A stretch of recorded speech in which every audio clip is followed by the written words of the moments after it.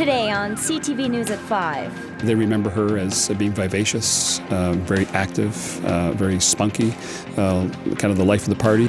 An emotional day in Lethbridge as the target of last week's triple murder-suicide is laid to rest. Plus, owners of a Lethbridge funeral home accused of indignity to a human body and charging for services they didn't perform won't stand trial. He's not into the drug trade, he's not a drug dealer, he's not a drug user, he has no mental health issues. And parents of a former Lethbridge man missing in Vancouver say they're getting desperate.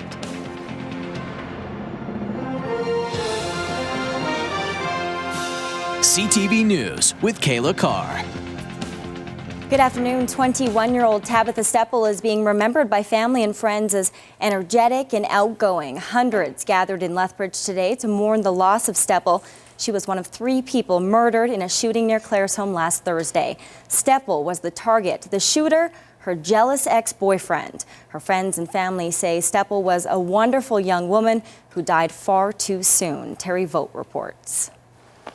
More than 800 people gathered at a church on the outskirts of Lethbridge to remember 21-year-old Tabitha Steppel.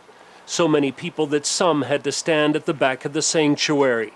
Steppel may have been young, but family members say she was a role model to others, an adorable baby who grew into a fun-loving, outgoing young adult. Friends and co-workers describe her as an amazing woman who lived life to the fullest. Sorry, I'm just a little emotional, but she was just such a happy girl, and she always made you feel good. For me, when I found out, I couldn't believe it. Like, somebody that special, you just don't lose.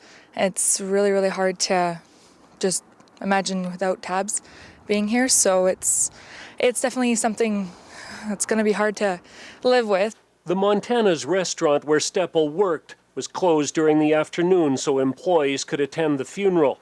The service was conducted on a stage that was decorated for the church's annual Christmas service.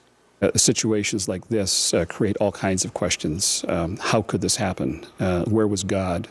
What's happening to our community? Those are some of the questions that I think naturally come to people. And those are hard questions to process. They're not easy to try to answer.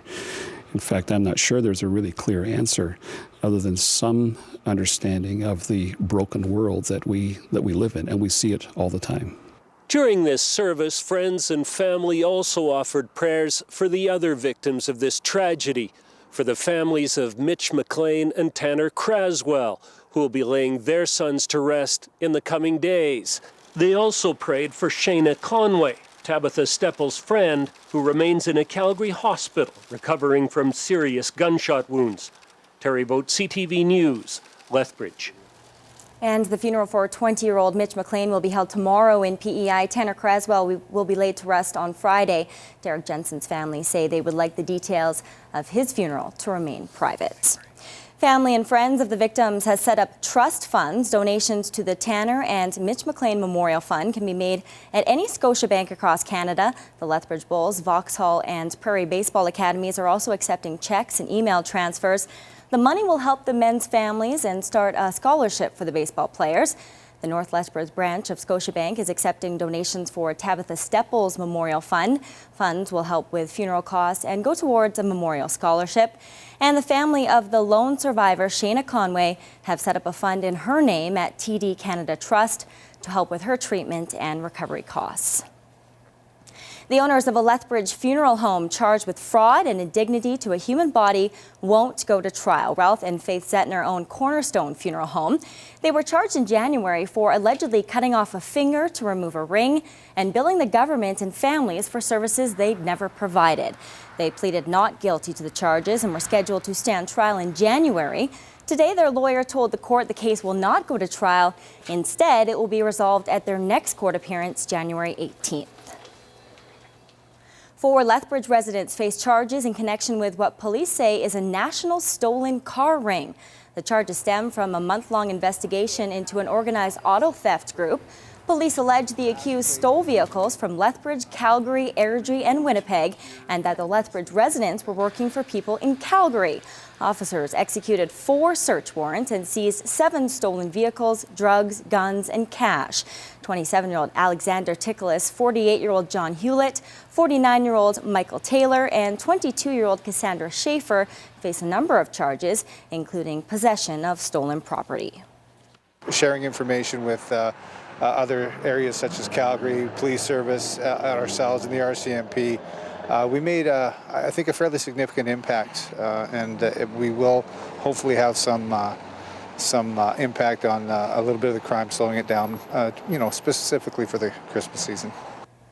Ticholas, Hewitt, and Taylor will appear in court Friday. Schaefer is scheduled to appear in court January 26.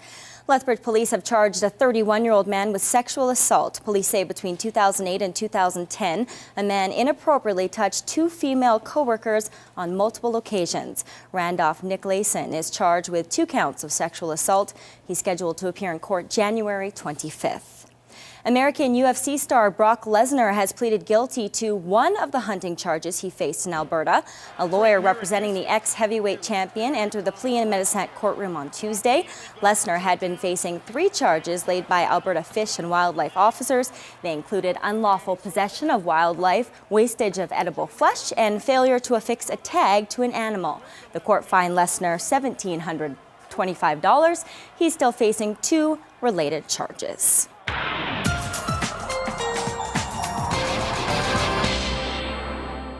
And Dory is here now with a first look at weather. Dory, some snow today on the last day of fall, but sunny to start the winter season tomorrow. Absolutely. The snow we had today is on its way out. Temperatures are going to be climbing up the scale. Nice area of high pressure is going to be building into southern Alberta from the south, shifting to the north. So lots of sunshine for much of the province for the next few days. I'll give you more details in just a couple of minutes.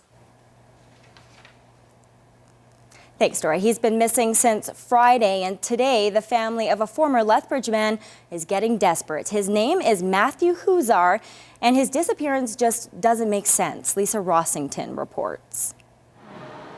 Danny and Rod Huzar need to know what happened to their 25-year-old son, Matthew. We've been walking the streets of downtown Vancouver and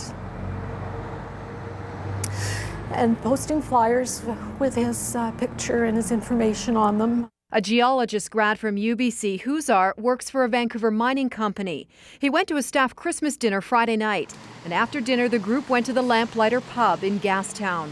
The lineup was rather long, and so the group decided they were going to go elsewhere. And at that point, his friends have told me that Matt said he wasn't interested in going to another bar, and he was going to head out, were his words.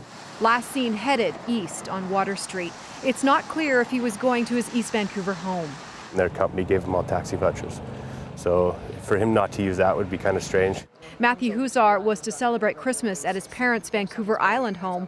When he didn't show up at the Victoria Ferry Terminal on Saturday, his mom called police. Friends and UBC schoolmates have been putting up posters of Matthew Huzar all over Vancouver. There's no reason for him to disappear like this. You know, he has a new 54-foot sailboat. He's just been working on the engine. He was so stoked to be sailing that to Vancouver from Victoria. He's not into the drug trade. He's not a drug dealer. He's not a drug user. He has no mental health issues. He's not suicidal. Hopefully somebody saw something that night and sees a poster. And somebody must have seen something. Even if one person walking by in Vancouver can get a glimpse of this poster, anything. Police are interested in video footage from the Lamplighter's exterior camera. The VPD says detectives are doing everything they can to find Matthew Huzar. Lisa Rossington, CTV News, Vancouver. While Huzar has been living in Vancouver, he's originally from Alberta. He graduated from Central Catholic High School in Lethbridge in 2004. A Lethbridge biodiesel plant will see a huge investment from the federal government. So we are proud to join Kyoto Fuels Corporation to create the opportunities this biodiesel plant represents for Lethbridge, for Southern Alberta, and for Canada, laying the foundation. This afternoon, Lethbridge MP Jim Hillier announced the government will invest up to $31 million to Kyoto Fuels Company over 6 years through the Eco Energy Biofuels program. Kyoto Fuels started construction on a biodiesel facility in 2007 and plans to open early in the new year. The facility will turn animal byproducts and canola oil into fuel. Kyoto Fuels intends to sell their product to diesel producers in Western Canada and the northwestern United States. The capacity of this plant is going to serve at least 50% of the biodiesel needs in Alberta, and it actually meets 20% of Western Canadian needs. So the scope of that is really significant when you think about a plant being based right here in the county of Lethbridge and serving that kind of capacity for biodiesel needs based on the trucking and transportation industry that can take advantage of this. Kyoto Fuels will be hiring up to 25 technical staff to work in the facility. The City of Lethbridge wants you to know about some changes to the transit system over the holidays. On Christmas Eve, buses will run on their regular schedule until 7 p.m. There will be no service on Christmas Day. Boxing Day will run on a Sunday schedule.